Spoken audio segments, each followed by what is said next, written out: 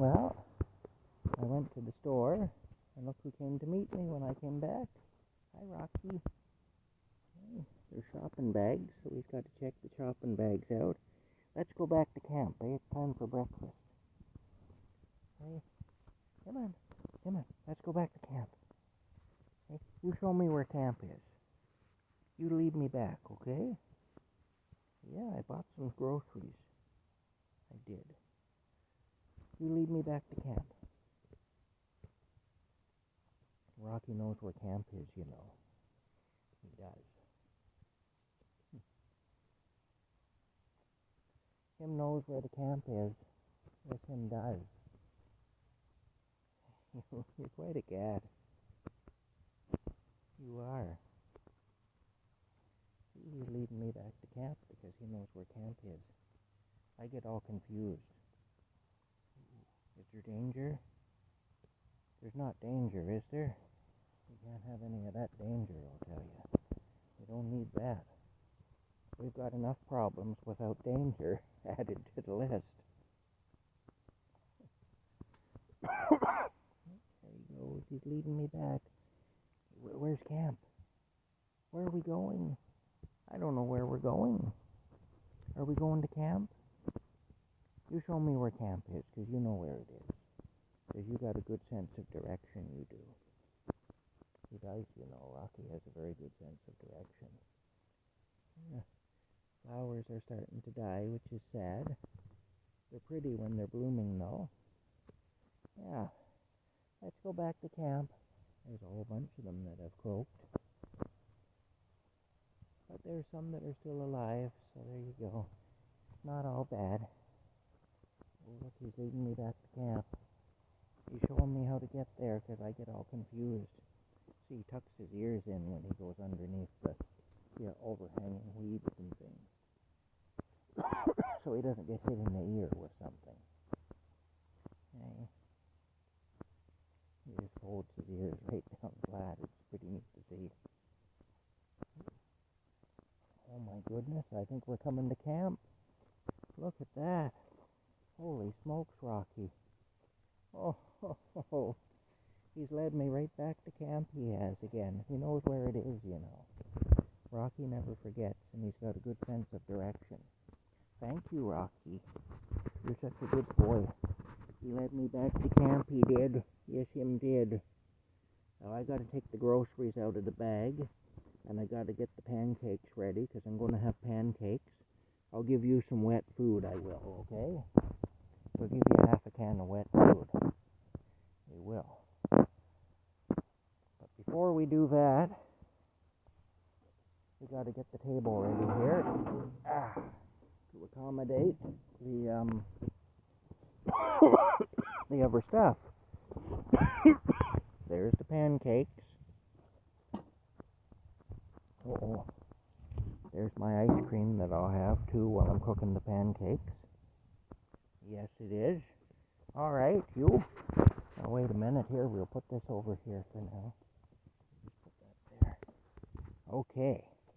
Let's take the juice and put it in the refrigerator. We will. Right in the refrigerator. Oh, the story I was going to tell about my friend Chris from high school that did all the crazy things is that, Hi, Rocky. Yeah, hold on here. We'll get you some wet food, okay? He's reminding me about the wet food. He said, I want my damn wet food. Don't screw me out of my wet food. Hey, I won't do that, sweetheart. I'll make sure you get your wet food. When I got the apartment above the bank in 1988 when I was 20, I had an apartment before that was a real shithole of a place. But I ended up moving from there to a better apartment above the Royal Bank, which would have been a really good apartment, except that the landlord was a psychopath. I tell some stories about him in other videos, but anyway, I just diss everybody. I throw everybody under the bus, I do. Friends, landlords, I don't care. I'll out you all, I will. But anyway, no loyalty here. Just wait till I tell you all the dirt on Rocky. with his chicken addiction and stuff. Hey, you. Okay, this is actually chicken. It says whiff chicken, but it doesn't say what is whiff chicken, which is a little scary. I'm thinking, okay, so whiff chicken, but what is whiff chicken? Okay, we're going out. There you go. Anyway, I caught him one time because a bunch of them came up to visit me, and I caught him throwing my canned goods out my windows at passing cars. Throwing my canned beans and my canned stew and my canned tuna and everything at passing cars. Hucking my cans at passing cars is what he was doing. So that didn't go over very well. I didn't think much of that. What with the wasting of food and the liability connected to it too. Because I mean, if he hit a car and took the windshield out of it or something, that would be my responsibility. Really. Okay now. So I got to take this out. But yeah, that's what he did. He was hucking my canned goods at cars. I didn't realize it, but I had a plastic bank that I had money in. It was in the shape of a plastic bear. And I had a bunch of money in it. And a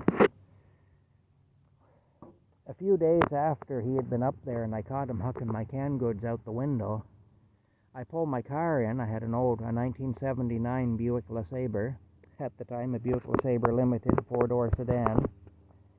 And I was pulling it into a parking space right underneath my windows. And what did I see?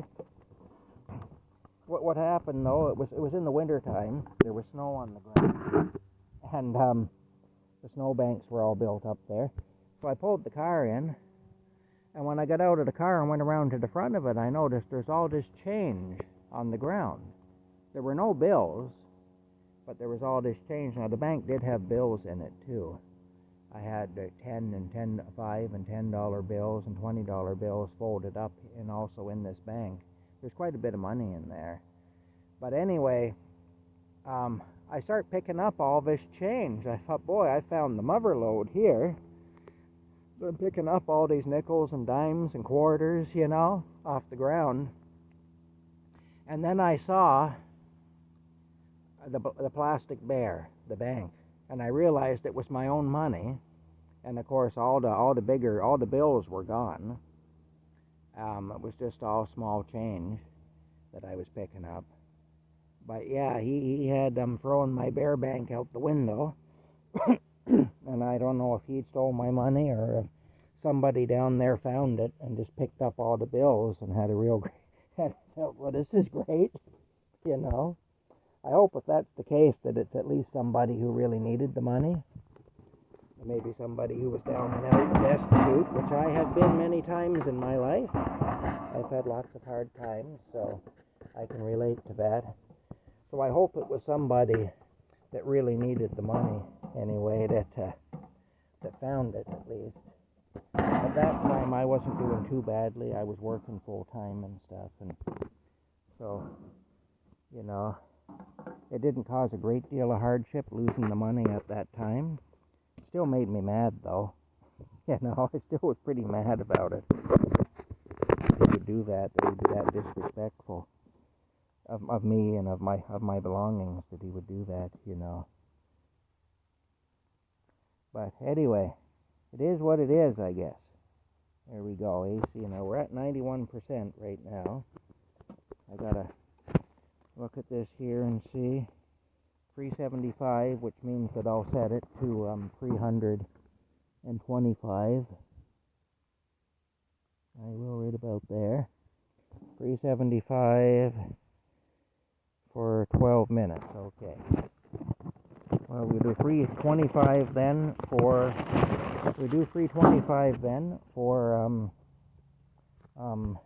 10 minutes with the toaster oven. Things heat up a lot quicker with the toaster oven. They do. They say 325 for 10 minutes, Yeah, that's what we'll say. Alright, now, gotta open these up and get them onto the baking sheet here, I do. Yeah. Ooh, don't really want that old fish on there when I'm doing the thing with my pancakes. Anyway, I need to wash this too. I should have washed this when I did my dishes last night, but I wasn't thinking of it. Alright, I have to go now. I gotta use both hands for this. We'll see you later.